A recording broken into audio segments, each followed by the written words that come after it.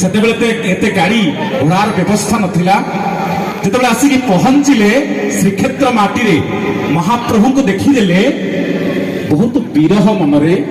ହେଲେ ନାଇଁ, ମୋ ମହାପ୍ରଭୁ ହଉଛନ୍ତି ରାମଚନ୍ଦ୍ର, ନବ ଦୁର୍ବାଦଳ ଶରୀର, ସିଏ ହଉଛନ୍ତି ନୀଳାମ୍ବୋଜ ଶ୍ୟାମଲ କୋମଳାଙ୍ଗମ ସୀତା ସମାରୋହ ପିତବାମ ଭାଗମ ପାଣଉ ମହାସାୟକ ଚାରୁ ଚାପମ ନମାମି ରାମମ୍ ରଘୁବଂଶନାଥମ।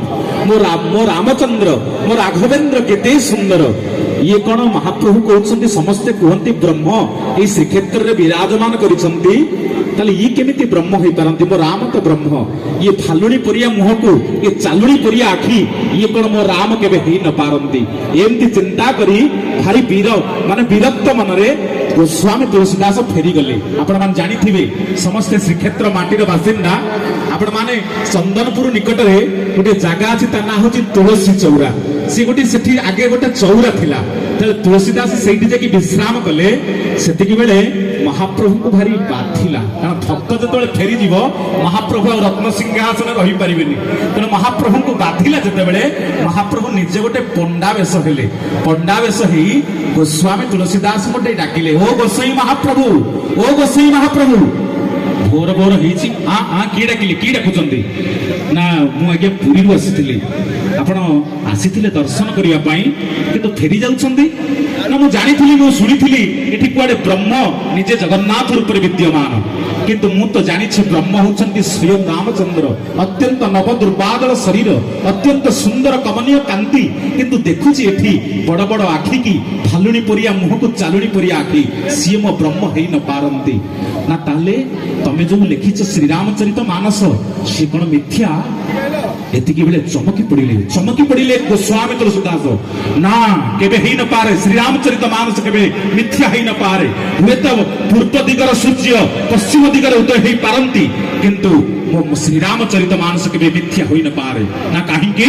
ନା, ଯାହା ହନୁମନ୍ତ ମହାରାଜ, ଆପଣମାନେ ଦେଖିଛନ୍ତି ମା ଗେଲବାଇଙ୍କ ନିକଟରେ ହନୁମନ୍ତ ମହାରାଜ ବସିଛନ୍ତି, ଯାହା ହନୁମାନ ଦେଖେଇ ଯାଇଛନ୍ତି, ମୁଁ ତାହା ଲେଖି ଯାଇଛି। ତେଣୁ ହନୁମାନ କେବେ ମିଛ କଥା କହିବେନି।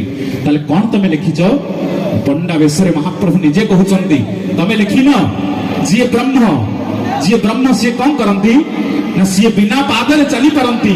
ତମେ ଲେଖିନ ବିନୁ ପଦ ଚଲାଇ ଶୁଣାଇ ବିନୁ କାନା କର ବିନୁ କରଇ କରମ ବିଧୁନାନା। ଚମକି ପଡ଼ିଲେ ତୁଳସୀଦାସ, ଆରେ ହଁ ତ, ମୁଁ ଲେଖିଥିବା ଶ୍ରୀରାମଚରିତ ମାନସ ଇଏ କେମିତି କହୁଛନ୍ତି? ଇଏ ତ ମହାପ୍ରଭୁ କାଳିଆ ଶାନ୍ତଙ୍କର ଲୀଳା ନା। କହିଲେ ତମେ ଲେଖିନ ଯିଏ ବ୍ରହ୍ମ ସିଏ ବିନା ପାଦରେ ଚାଲି ପାରନ୍ତି, ବିନା ଆଖିରେ ଦେଖି ପାରନ୍ତି, ବିନୁ ପଦ ଚଲାଇ ଶୁଣାଇ ବିନୁ କାନା କରଇ କରମ ବିଧିନାନା। ହାତ ନଥିବ କିନ୍ତୁ ସକଳ କାର୍ଯ୍ୟକୁ କରିପାରନ୍ତି। ତାହେଲେ ଏକଥା କଣ ସତ୍ୟ? ନା, ହଁ। ନା, ଆସୁନାହାନ୍ତି ନା ପ୍ରମାଣ? ମୁଁ ତ ଫେରିକି ଆସିଲି, ଯଦି ସତ୍ୟ ମତେ ପ୍ରମାଣ ଦେଖାଅ। ଏ କଳିଯୁଗର ମାନସ ସମସ୍ତେ କୁହନ୍ତି ମତେ ପ୍ରମାଣ ଦେଖାଅ। ତେଣୁ ଗୋସ୍ୱାମୀ ତୁଳସୀଦାସଙ୍କୁ ମହାପ୍ରଭୁ ପଣ୍ଡା ବେଶରେ ଆସି ନେଇକି ଯାଇଛନ୍ତି। ସେତିକି ବେଳେ ଆଷାଢ଼ ଶୁକ୍ଳ ପକ୍ଷ ଦ୍ୱିତୀୟା ତିଥି, ମୋ ମହାପ୍ରଭୁ କାଳିଆ ଶାନ୍ତ 22 ପାହାଚ ଦେଇ ହଲି ହଲି ଝୁଲି ଝୁଲି ଗୁଣ୍ଠୁଣି ହାତୀ ଭଳି ମହାପ୍ରଭୁ ବିନା ପାଦରେ ଚାଲୁଛନ୍ତି, ଆଉ ବିନା ହାତରେ ମହାପ୍ରଭୁ ଦର୍ଶନ ଦଉଛନ୍ତି ଚକାଚକା ଆଖିରେ। ଗୋସ୍ୱାମୀ ତୁଳସୀଦାସଙ୍କୁ ଦେଖେଇ ଦେଲେ ପଣ୍ଡା ମହାଶୟ, ତମେ ଲେଖିଥିବା ବିନୁ ପଦ ଚଲାଇ ଶୁଣାଇ ବିନୁ କାନା କର ବିନୁ କରଇ କରମ ବିଧି ନାନା। ଦେଖ, ଏ ମହାପ୍ରଭୁ ଜଗନ୍ନାଥଙ୍କର ପାଦ ନାହିଁ, କିନ୍ତୁ 22 ପାହାଚ ଓହ୍ଲେଇ ଆସୁଛନ୍ତି, ହାତ ନାହିଁ, ସକଳ କାର୍ଯ୍ୟକୁ ସମ୍ପାଦନ କରୁଛନ୍ତି। ସେଇଠି ତୁଳସୀଦାସ ହାତ ଟେକିଦେଲେ, ଜୟ ରାମ ସୋଇ ଜଗଦୀଶା, ଜୟ ରାମ ସୋଇ ଜଗଦୀଶା, ଜୟ ରାମ ସୋଇ ଜଗଦୀଶା। ତେଣୁ ଯିଏ ରାମ ସିଏ ଜଗଦୀଶ। ମହାପ୍ରଭୁ କେତେ କୃପା କରି ଆମକୁ ତାଙ୍କ ପାଖରେ ଜନ୍ମ ନେଇଛନ୍ତି। ହେଲେ ଭାରତ ସରସେ ଉତ୍କଳ କମଳ ତା ମଧ୍ୟରେ କେଶର ପୁଣ୍ୟ ନୀଳାଚଳ, ଏ ନୀଳାଚଳ ଭୂମିରେ ମହାପ୍ରଭୁ ଜନ୍ମ ଦେଇଛନ୍ତି। ଆଉ କଣ କରିଥାନ୍ତ ମହାପ୍ରଭୁ? ସର୍ବେଶାଂ ସର୍ବକ୍ଷେତ୍ରାଣାಂ ରାଧାଶ୍ରୀ ପୁରୁଷୋତ୍ତମ, ସର୍ବେଶାଂ ସର୍ବଦେବାନାಂ ରାଧାଶ୍ରୀ ପୁରୁଷୋତ୍ତମ।